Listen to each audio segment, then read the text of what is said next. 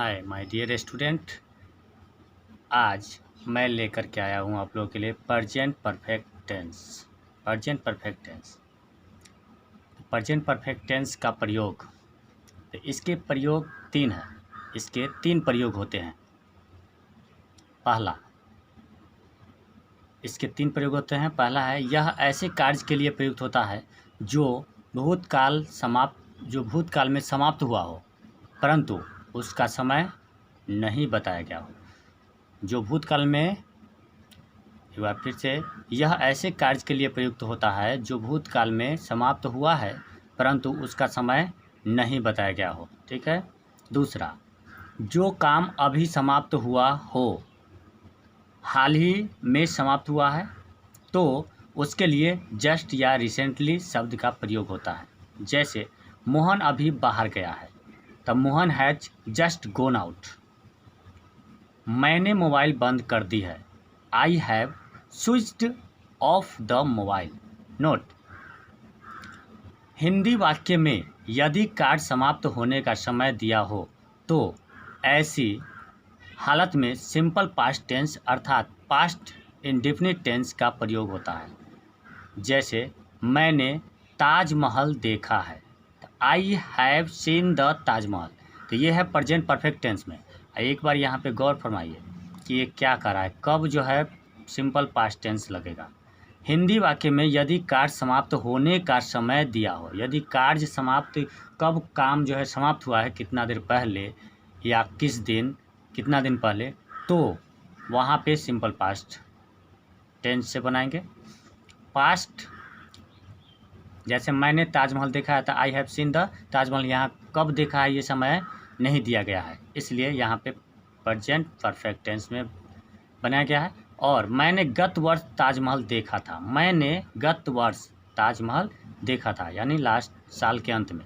I saw the Taj Mahal last year, ये है simple past tense में बना हुआ। I saw the Taj Mahal last year, simple past में बना हुआ है। तीसरा है present perfect tense. Present perfect tense का प्रयोग ऐसे कार्य के लिए होता है जो भूतकाल में शुरू हुआ हो और अभी भी जारी है। यह अधिकतर नेगेटिव वाक्यों में आता है, जैसे अफर्मेटिव में कम आता है। इस तरह के प्रयोग में इसके फॉर और सिंस का प्रयोग होता है। फॉर का प्रयोग पीरियड ऑफ टाइम के लिए और सिंस का प्रयोग पॉइंट ऑफ टाइम के लिए होता है। मतलब फॉर का प्रयोग होता है अगर समय निश्चित नहीं हो, अनिश्चित हो, और सिंस का प्रयोग होता है जब समय निश्चित हो। तो आगे प्रेजेंट परफेक्ट कंटिन्यूअस टेंस में ये मैं अच्छे से समझाऊंगा, फॉर और सिंस का प्रयोग, वहीं पे ये इसका यूज है। प्रेजेंट परफेक्ट टेंस, तो पहचान नियम, ये कहते किसको है, तो पहचानने का नियम है जिस हिंदी वाक्यों के क्रिया के अंत में चुका है, चुकी है, चुके हैं तथा चुका हूँ अथवा लास्ट में रहे किसी भी सेंटेंस के वाक्य में आ हूँ, या है, ये हैं, ई हैं, ये हैं, ए हैं इत्यादि हो, तो ऐसे वाक्यों को प्रेजेंट परफेक्ट टेंस का वाक्य कहा जाता है। जैसे मैं पढ़ चुका हूँ, मैं पढ़ चुका हूँ। आई हैव रीड, तुम लोग लिख चुके हो। यू हैव रिटन, वह अपना काम कर चुकी है, वह अपना काम कर चुकी है। तो सी हैज डोन हिज वर्क, मैं खाया हूँ, आई हैव ईटेन। ये सब एग्जाम्पल है। वे लोग गए हैं, तो दे हैव गोन। यहाँ पे भी थ्री का प्रयोग है। इस टेंस में, प्रेजेंट परफेक्ट टेंस में भी थ्री का प्रयोग किया जाता है। माय डियर स्टूडेंट, इस पर ध्यान दीजिएगा कि प्रेजेंट परफेक्ट हैव और हैज आया, बस भी थ्री लगा।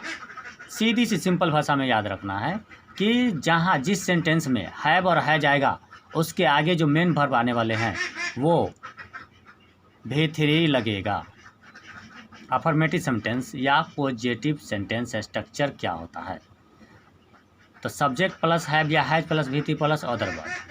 अफर्मेटिव या पॉजिटिव इसे बोलते हैं। जैसे आप लोग खा चुके हैं, तो यू हैव ईटेन। मैं पढ़ चुका हूँ, आई हैव रीड। सीता जा चुकी है, सीता हैज गॉन। हैव का प्रयोग आई, वी, यू, दे तथा अन्य सभी प्लूरल सब्जेक्ट के साथ हैव का प्रयोग किया जाता है। जैसे मैंने अपना काम कर लिया है, I have done my work, I have done my work. उन लोगों ने परीक्षा दी है। The they have appear at the examination. Has का प्रयोग ही सी इट नेम तथा अन्य सभी सिंगुलर सब्जेक्ट के साथ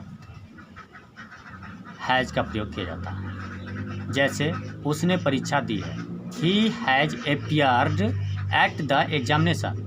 सीता खाना खाई है, Sita has eaten. Negative sentence structure, तो इस वाक्य में नहीं शब्द रहेगा, इसमें क्या रहेगा, नहीं लगा रहेगा। और एफर्मेटिव में क्या रहेगा कि वो नेगेटिव और इंट्रोगेटिव में नहीं होगा, पॉजिटिव में होगा। मतलब कोई भी अगर वाक्य क्वेश्चन हो तो उसमें हाँ जवाब दिया जाए, हाँ दिया जाएगा, वो पॉजिटिव कहलाता है प्लस में।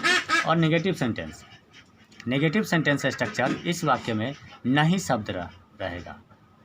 जैसे इसका स्ट्रक्चर बनाने का नियम है, स्ट्रक्चर हो जाएगा एस प्लस हैव या has plus not plus V3 plus other word.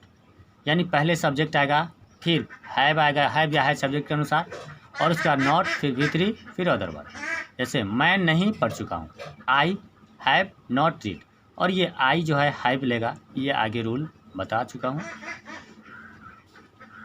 I we you they के साथ हैव लगता है और ही सी इट के साथ हैज लगता है। मतलब सिंपल सी भाषा में समझना है, प्लूरल सब्जेक्ट के साथ हैव और सिंगुलर सब्जेक्ट के साथ हैज लगता है।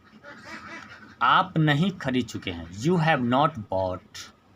मैंने तुम्हारी कलम नहीं ली है, I have not taken your pen. 7वां इंट्रोगेटिव सेंटेंस स्ट्रक्चर, इस वाक्य में शुरू में क्या रहेगा, इसको पहचानने का नियम क्या है, शुरू में क्या रहेगा, हैव हैज, इसका बनेगा स्ट्रक्चर हैव या has plus subject plus V3 plus other word. जैसे क्या आप लोग यह काम कर चुके हैं, तो have you tone this work. यहाँ देखिए शुरू में क्या लगल है, शुरू में क्या है, क्या ये शुरू में रहेगा, इंट्रोगेटिव सेंटेंस कहलाएगा। क्या वह जान चुकी है, तो हैज सी नोन। 8वां है WH word interrogative sentence structure, इस वाक्य में क्या, कब, क्यों, कैसे, किसे, कहाँ, बीच में रहेगा। जैसे WH वर्ड प्लस हैव या has plus subject plus V3 plus other word. पहले WH वर्ड आएगा, फिर उसके बाद हैव या हैज, फिर उसके बाद सब्जेक्ट, फिर V3, फिर अदर वर्ड। जैसे तुम कहाँ से आए हो, तो where have you come from, तुम कहाँ से आए हो।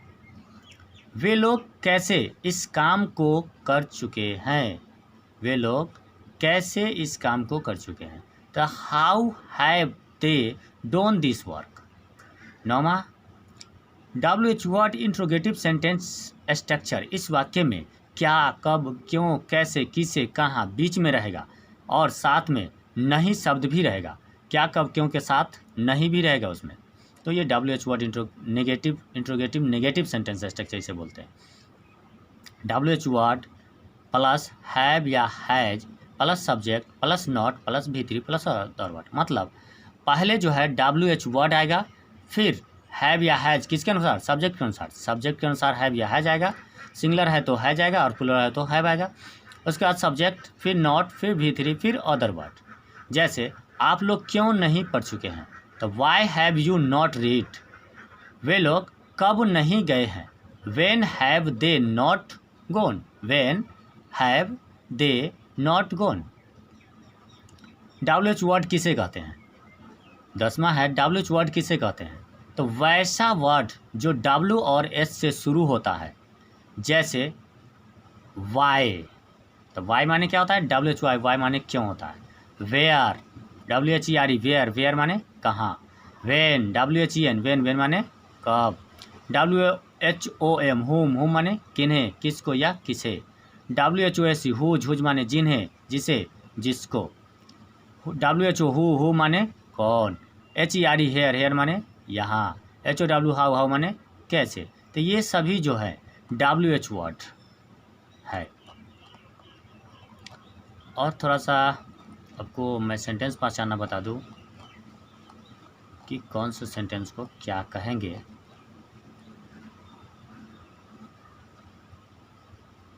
एफर्मेटिव सेंटेंस, एफर्मेटिव सेंटेंस ये हाँ में जवाब रहेगा। जैसे आप लोग खा चुके हैं, तो ये क्वेश्चन पूछा जा रहा है क्या आप लोग खा चुके हैं, आप लोग खा चुके हैं, तो यू हैव ईटन, ये ऐसा सेंटेंस रहेगा, इसमें हम में ही जवाब रहेगा। और हैव और हैज का प्रयोग देख लीजिए, हैव का प्रयोग जो है प्लूरल के साथ और हैज का प्रयोग सिंगुलर के साथ होता है। ये देखिए नेगेटिव सेंटेंस, नेगेटिव सेंटेंस में ये मैं समझने के लिए ये दे दिया हूँ। इस वाक्य में नहीं शब्द रहेगा, क्या रहेगा, नहीं, नहीं शब्द रहेगा। जैसे मैं नहीं पढ़ चुका हूँ, यहाँ नहीं है ना, नहीं, यहाँ है ना नहीं, मैं नहीं पढ़ चुका हूँ, आई हैव नॉट रीड। और इसके बाद इंट्रोगेटिव सेंटेंस कैसे पहचानेंगे, तो इंट्रोगेटिव सेंटेंस में, हिंदी सेंटेंस में जो है इस वाक्य में शुरू में क्या रहेगा, शुरू में क्या रहेगा, जैसे क्या आप लोग यह काम कर चुके हैं, तो ये देखिए शुरू में क्या है, शुरू में क्या है।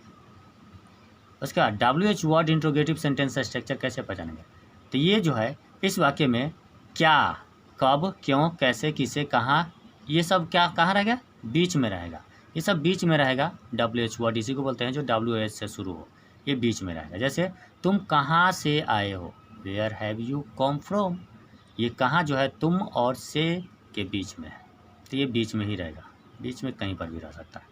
और WH word interrogative negative sentence structure, तो इस वाक्य में क्या, कब, क्यों, किसे, कहाँ, ये तो रहेगा ही, साथ में क्या रहेगा, नहीं, ये नहीं शब्द रहेगा, नहीं। जैसे आप लोग क्यों नहीं पढ़ चुके हैं, तो why have you not read, ऐसे बैठाना है। जैसे यहाँ WH वर्ड, तो WH वर्ड इसमें क्या चीज़ है, क्यों है, तो क्यों का पहले लिखेंगे, स्ट्रक्चर के हिसाब से बनाया जाता है ट्रांसलेशन।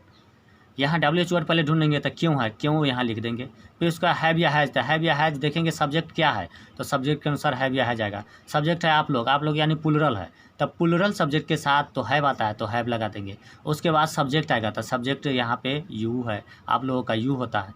उसके बाद जो है नॉट, तो नॉट लगा देंगे। उसके बाद क्या है, वर्ब, मेन वर्ब है पढ़ना, पढ़ने का काम हो रहा है, तो रीड हो गया। इसी तरह से जो है ट्रांसलेशन बनाया जाता है। ओके माय डियर स्टूडेंट, आज का क्लास यहीं पे ख़त्म हो रहा है। मेरा इन दिनों तबीयत ख़राब चल रहा है, इसलिए वीडियो बनाने में थोड़ा सा लेट हो रहा है, नहीं बना के डाल पा रहा हूँ। तबीयत ठीक हो जाने दीजिए, फिर मैं वीडियो डालूँगा बना करके। अभी नहीं डाल पाया था कल, इसलिए सोचा कि किसी तरह से बना करके, थोड़ा सा आराम हुआ तबीयत, तो सोचा बना करके डाल देता हूँ। ओके, आगे क्या करना है आप लोगों को सभी पता है। माय डियर स्टूडेंट, अगर आप नए हैं मेरे चैनल पे तो सब्सक्राइब करना ना भूलें और बेल आइकन घंटी ज़रूर दबाएं। और मेरे सभी जो सब्सक्राइबर हैं उन्हें क्या करना है ये तो पता ही है, लाइक, कमेंट, शेयर ये करना नहीं भूलें। Okay, take care.